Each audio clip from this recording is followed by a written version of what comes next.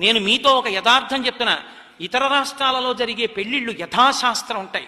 అందుకే ఇన్ని fertility centres లేవు. నేను కర్ణాటక, కేరళ ఈ రాష్ట్రాల్లో ఎన్నో క్షేత్రాలు పర్యటించాను. ఫెర్టిలిటీ సెంటర్స్ ఇన్ని కనపడవు. ఆంధ్రదేశంలో ఇవాళ ఇన్ని ఫెర్టిలిటీ సెంటర్స్, సంతాన సాఫల్య కేంద్రాలు, పిల్లలు లేకపోవడాలు ఎందుకు వచ్చిందో తెలుసా? వివాహ క్రతువు భ్రష్టు పట్టడం వల్ల.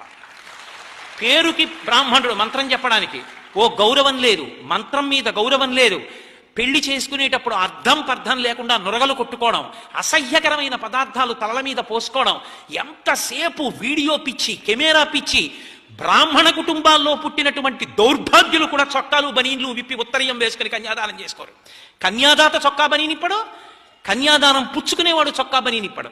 విప్పకుండా పెళ్లిళ్ళు చేసుకుంటే ఎక్కడి నుంచి సాఫల్యాలు రమ్మంటే వస్తాయి? ఒళ్ళు దగ్గర పెట్టుకుని వేదం చెప్పిన ఆచారకాండ పాటించలేవు. చంకలో సెగ్గెడ్డేస్తే చొక్కా బని నిప్పుకుని 10 రోజులు తిరుగుతావే సెలవు పెట్టి.